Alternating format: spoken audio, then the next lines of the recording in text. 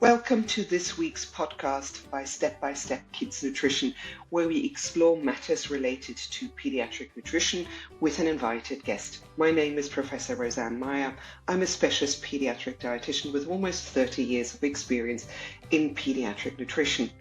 In each podcast episode, we will dive into the science and also practical tips behind topics related to childhood nutrition with an invited specialist.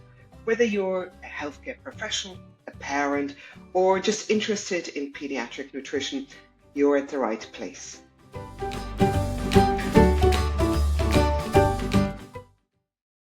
Welcome to this week's podcast. I'm delighted to welcome Professor Karina Fenter, who's Professor in Pediatrics Section of Allergy and Immunology at Children's Hospital, Colorado, and also University of Colorado in Denver School of Medicine. Karina is a regular. She's a pediatric dietitian. She's part of the Step Kids Nutrition team. She has published numerous papers on food allergy, dietary diversity. The topic today is really around ultra-processed foods, which, Karina, has been an area you've moved into. And so welcome, first of all. Thank you for your time. Thank you for the introduction, Roseanne, and thank you for having me here again. I always enjoy talking to you. So I know this is a topic that you are very, very passionate about. And I think social media has kind of blown up this topic as well. Now, if we start talking about ultra-processed foods, I think the first question that I want to ask you is, what are ultra-processed foods? Yes, I think, and actually, Roseanne, within that question lies the whole dilemma about ultra-processed food. But if we use the NOVA classification, which I know is not accepted by everybody, but that is currently the most quoted reference of ultra-processed food that we have. And so the NOVA classification divides food into 4 groups. The first group is unprocessed or minimally processed food. So that would be like, for example, dried fruit will be a minimally processed food. Then the second level is food with added culinary ingredients, so food with added sugar or salt, for example. Then we have the processed food. This is now also where you and I have talked about this. I start thinking, I'm not sure I exactly agree with this, but for example, if you do a homemade bread and you use yeast, flour, sugar, salt, you may even put a little bit of honey in there, add an egg, then that is considered a processed food. Whereas in my eyes, once I've baked homemade bread, I'm very proud of the fact that, we don't have any processed foods for lunch. And then the fourth level really is the ultra-processed foods. This is also very complicated to define. I normally say to my patients, the more ingredients there is in an ingredient list, and the more ingredients that you cannot pronounce, the higher the chances of something being an ultra-processed food. And then I also say that the more additives like preservatives and emulsifiers added, the more likely it is to be classified as an ultra-processed food. But, you and I both grew up in South Africa and we've all made dried fruits. We all pick peaches from the trees and then we cut it up, we dry it in the sun. And so in my eyes, dried fruits with added sulfur dioxide to preserve the color was an ultra-processed food, because sulfur dioxide is not something you can make in the kitchen. It's difficult to pronounce. It's definitely not a natural ingredient. But if you actually add sodium or sulfur dioxide to peaches, it's still not considered to be an ultra-processed food. And in that case, they say it's not ultra-processed food because you've only added one additive. So you can see that this whole definition is complex. And now, of course, the American Dietary Guidelines 2025 to 2030 recommends that we need to reduce our intake of highly processed foods. And again, that's not officially defined. What is highly processed food? But I think if we try not to make this too complex and make it simple, I think we need to try and have homemade foods with fresh ingredients as often as we can. And everybody is going to open a box or a jar at some point because they didn't have time to cook or prepare the foods. And that's okay. As long as I really think we try to make the bulk of what we eat homemade foods Yeah. made from scratch. And we will talk about the practicality and talk about more of the topics related to food allergy itself. But I want to kind of go to the next question before we go into allergy. Are there safe levels of, if I have a parent in front of me saying, Roseanne, how much of those jars, for example, or a pouch can my child eat, and what is safe, what is unsafe? Are those set? No, they are not set. And you're a co-author on the systematic review that we did for the European Academy of Allergy and Clinical Immunology, or EACI in short. And we summarized a large number of observational studies looking at intake of ultra-processed foods, and also, broken down into foods with emulsifiers, food with sugars. And really looking at these studies, we weren't able to come up with any cutoff points, because some studies just look linearly. So the more ultra-processed food the children were eaten, the more likely they were to have allergies without a cutoff. And other studies just arbitrarily, decided more than 4 drinks a week or 3 drinks a day could be a risk. So yeah, unfortunately, we don't have any cutoffs. Yeah, and that I think is a very important factor when we talk about the practicality to saying how much is too much. So Karina, now I know this is really your bread and butter. We're coming into food allergy, and I'm going to split it up in terms of the impact pregnancy. We'll touch around breastfeeding and then early childhood. So can you tell me what is the impact of maternal consumption, during pregnancy of ultra processed foods in context of food allergy? Yes, and so again, I do want to make the point that I am not saying that every child with food allergies, mom, ate too many ultra-processed foods in pregnancy.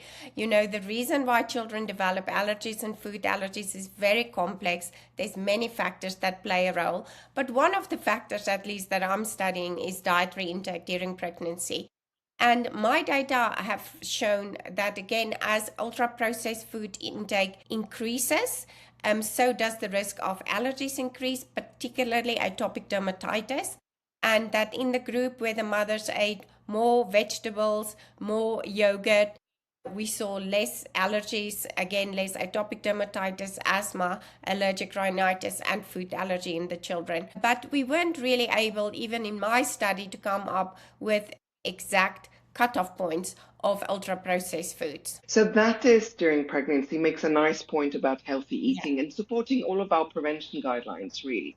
So if we touched on then breastfeeding, just because we've had a lot of discussions around that in the academic field. So is there a possibility that the maternal diet, that ultra-processed food can filter through, if I use the word filter, through breast milk? Yes, and so, I must say that personally, I haven't published that much about breastfeeding and its association with allergy, because when we look at the data, particularly looking at breastfeeding versus food allergy development, it doesn't seem to have a protective effect.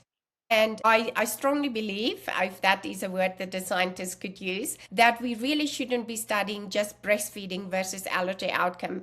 We should look at what's inside the breast milk and then how that relates to allergy outcomes. There's data from Brazil showing that 16% of energy of breastfeeding women comes from ultra-processed food, and this is published. And then there's also data from Italy that's now presented at many allergy and gastroenterology societies, indicating that yes, ultra-processed food intake, and particularly the advanced glycation end products that we find in ultra-processed food, is detectable in breast milk.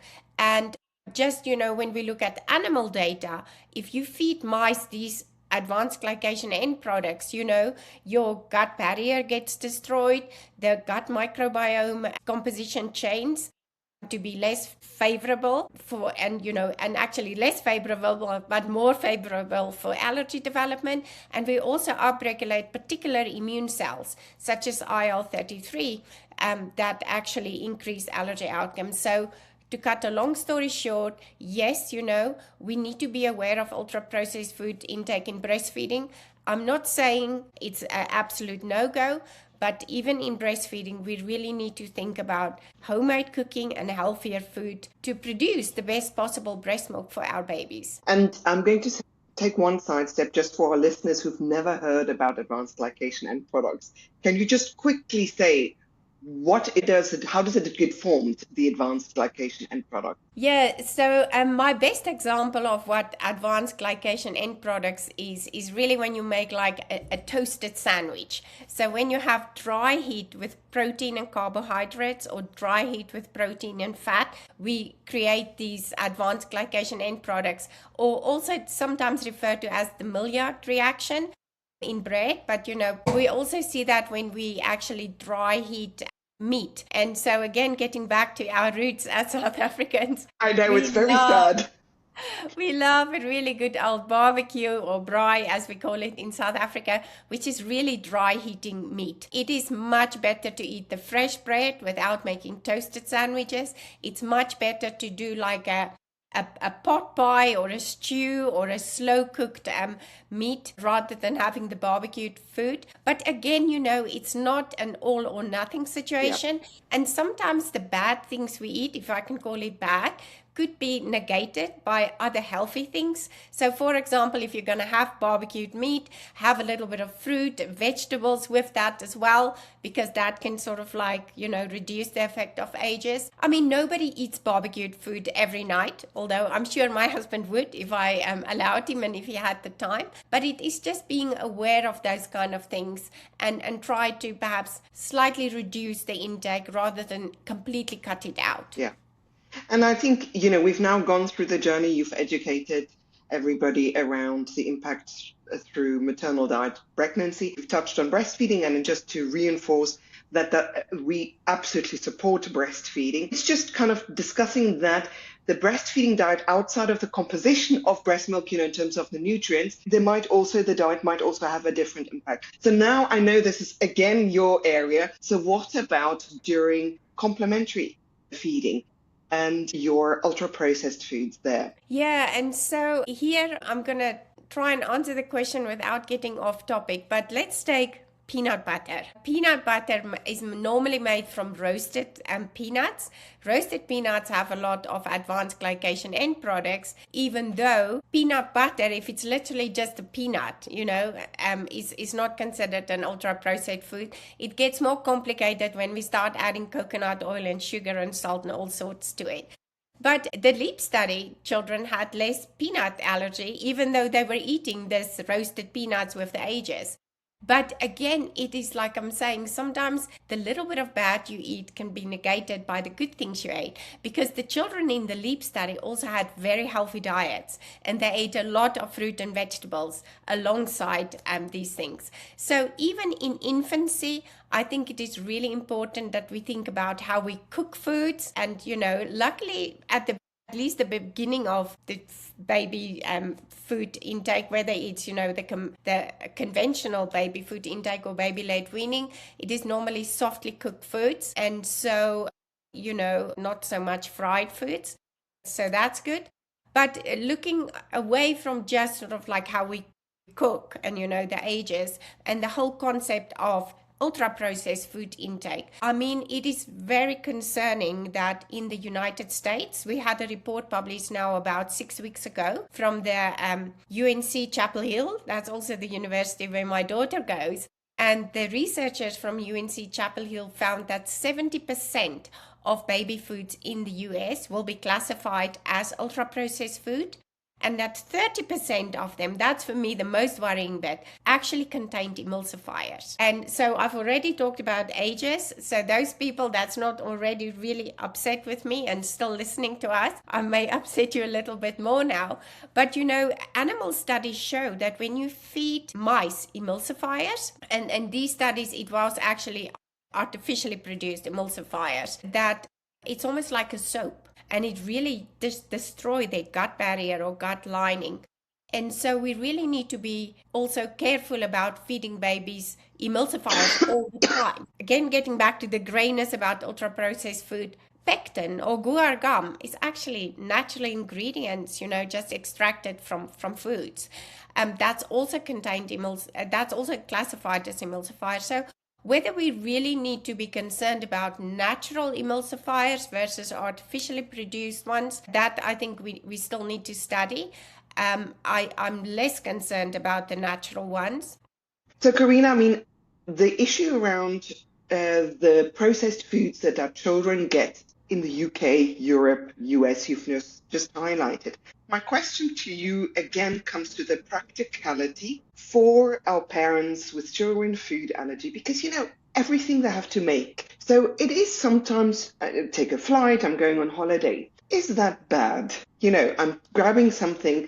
And I think for the majority, it's often these snack bars or puffs or something like that. Is that bad? So, first of all, when it comes to food allergy, we first always want to be safe. So before I get concerned about ultra processed foods and how it's made, I want to make sure that the food is safe. And in that way, baby food actually gives us an easy way out because there's almost no allergens in baby foods. That's also been published. So we know that the baby's going to be safe on the airplane because there's no allergens in the food. Then the second step is food safety. Now, as you know, I often email you about that. But you also don't want to have a baby with a food allergy that's going to end up with projectile vomiting and diarrhea because they're having an unsafe food, because the dietitian said under no circumstances are we eating pouches.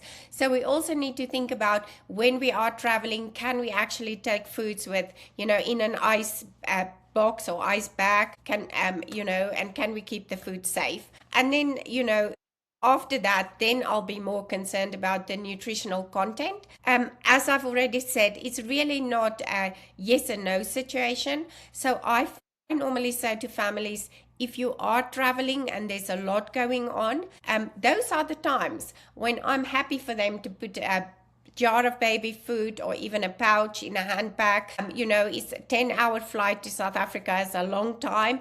So it may actually be that for the first time ever, this baby's going to have 3 meals consisting of ultra-processed food, but they can always get back to unprocessed or healthier foods when they actually get to the family or to the hotel. So I think, but that the same applies for being out and about. If you're going to be out and about on a very hot summer day, you really want to make sure that the food you're going to feed that baby at lunchtime is free from allergens and food safety wise safe to eat. And so that's my first 2 priorities about traveling and out and about. And then after that, I'll think about whether it should be homemade food or not. I tell this classic story of how my daughter, when she went to childcare in England, I one day made this, probably a concoction is a good word, chicken mixed with spinach and beetroot. Well, it was an awful color. And when I picked her up that day, the childminder said, never again. This food, never again, because everybody felt a bit queasy looking at it. So, it's good to do homemade food, but when we travel, it may not always be the best option. Yeah. And I think for me, it's also about the sanity of the parents. Going back to one of your first comments that we don't know, what is that safe level? And I think for me, you've not broken something. If that means you can just kind of go, I have got something quickly. And it sometimes can be that, for example, you have got a protein source, but it's just that the veggie that you're adding to it, then I kind of often say, okay, it's okay if it's had, but it's for me the whole diet. Does that sound right to you? That it's the holistic diet rather than one ingredient, if that makes sense. Exactly. And that's true as well. And when I have babies, also learned from you, babies grow when they get enough protein. And so, I may say to the families that, you can cook like shredded chicken or perhaps beef or pork. You can freeze just the meat in ice cube. And then, if you're both working and life is crazy, then buy a baby food, but just put some of the frozen meat in that so we can at least bump up the protein content of the food. So I think it is really, like you say, working around the family. Again, to blow the trumpet for allergy dietitians, this is what we do. We know what the 100% correct answer is, but we always start with the family. and build what is 100% correct around something that's going to work for the family. It may be 40 or 60 or 80% correct.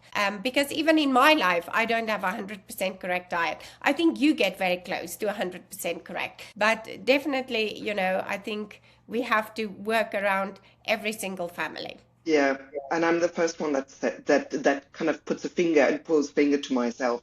Karina, I want to kind of get to the next point, which is a common question, because the reality is, as dietitians, we always say you can find free-form lists and load them down. But one of the strengths we have is we find alternatives for our patients that match or provide, at least something that looks very similar to what a child would have. That includes a lot of times, the over-the-counter plant-based beverages, the yogurts, and those type of things. But they do fall in the category of highly processed or ultra-processed. Where do you sit on, let's say, plant-based beverages or yogurts? So, as I've already said, that with food allergy, food safety and not having an allergic reaction go first. But then the rest of the diet for overall diet is I need these children to have a healthy diet, a balanced diet with all the nutrients, and I need the children to grow. And so I'm going to rely on a plant-based beverage or drink, whichever way you prefer to refer to it. And the World Allergy Organization now states in a paper that you and I are both co-authors on that when children are eating well from around 1 year of age, we can use these plant-based beverages. So again, getting back to working with the family. There are some parents that's really concerned about, the plant-based beverages with emulsifiers in. So I will try and look for one without emulsifiers.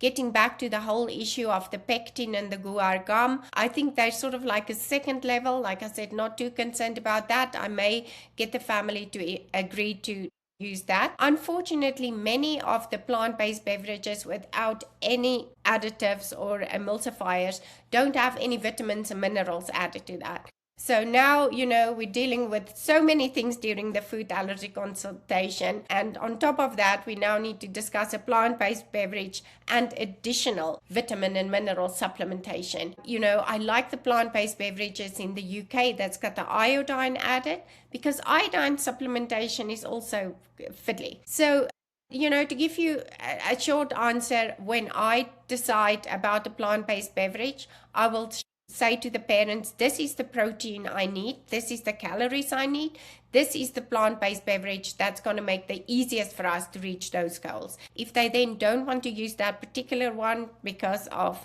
emulsifiers or other additives to it, sometimes there can be a lot of sugar in these as well. I don't tend to use them, but we also discuss the sugar, and then we look at the vitamins and minerals. I give them the different options, and we always find a way. Sometimes it may be complete emulsifier free, a beverage plus a multivitamin and mineral. Other times families are happier to use the one that may have one or two emulsifiers added for the sake of getting that extra bit of protein, extra bit of calories in, and not having to get a multivitamin on top of the plant-based beverage. But so I definitely don't think they are bad. I think they are a wonderful way to get protein, calories, vitamins, and minerals in a child. But we just need to be aware of the high sugar content. We have one particular one here in America, I don't want to say the brand name, that actually has more sugar in than a can of Coke. Now, no amount of vitamins, calcium,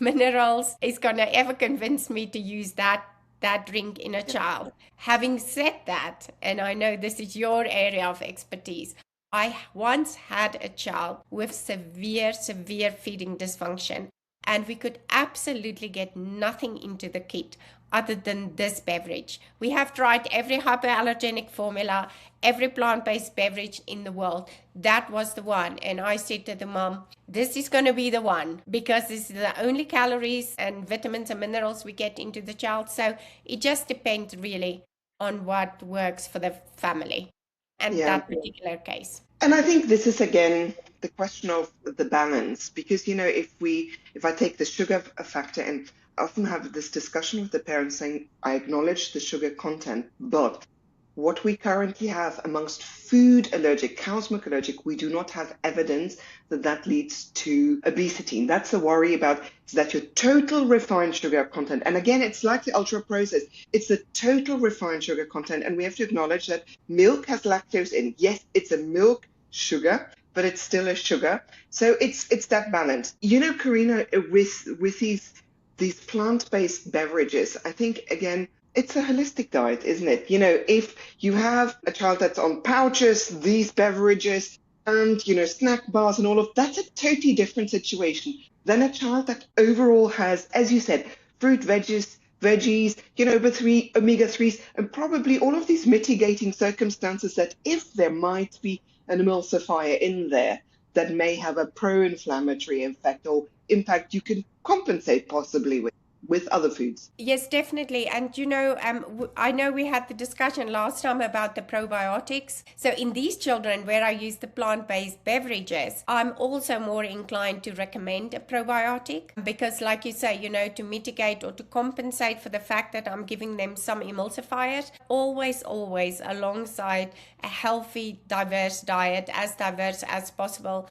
And getting back to the whole point about the ultra-processed food, that may be a pouch of apple puree for breakfast, but lunchtime they're going to have cut up melon and watermelon, and dinner time they're going to have 3 different cooked vegetables. So it's really the bigger picture that matters. Yeah. I'm going to end up with a question because I can imagine that there are some parents listening to you and me talk now, thinking about the child with feeding difficulties or going to the more severe spectrum of ARFID.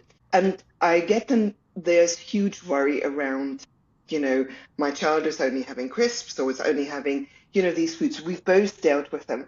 Where does your pragmatic approach lie there when you have a child that's got these severe aversive eating patterns? Yes, so you know, I think I've often said this, every food and every healthy food counts. And you know, like that child that was on that very sugary plant-based drink, you know, the first time we got some apple into him, the first time he ate a meatball, I don't know who wanted to cry more, me or the mom, but every single food count and every food is a victory. So don't be too hard on yourself. If you are dealing with a child with severe feeding dysfunction, ARFID, you definitely need to get the help of qualified healthcare professionals to help you, but every food is a win. And it's like, you know, if I have a mom, because, you know, again, not wanting to name and shame brand names, but there are at least 1 or 2 brand names here in America that's clearly ultra processed food, but they market themselves as very healthy baby foods. And the moms come in and the kids are literally eating these pouches 3 times a day, every day, because the moms think that this is the best way to feed a child. She's a working mom. You're working from 8 to 5. She's got 2 other kids at home. If I can get that mom to just replace 1 meal a day with home cooked food, which is normally easy because it's just dinner. Everybody cooks dinner. Then it's a win. So, you know, it's really the balance and the overall picture that matters rather than one single food or one single meal. And definitely no one size fits all in the food allergy clinic. I'm sure you know that very well as well. And that's such a beautiful message to kind of finish off, to make sure that all of our listeners, those academics that you've informed about the academic side, but really for the parents as well, that we don't send them off with a guilty conscience. I wanted to also reassure everybody, you spoke about the EAACI guidelines and some of your papers that are open access. I'll make sure that the links are available as well. But I want to take the opportunity, Karina, to thank you and really, really appreciate your time. Thank you for having me. Always fun.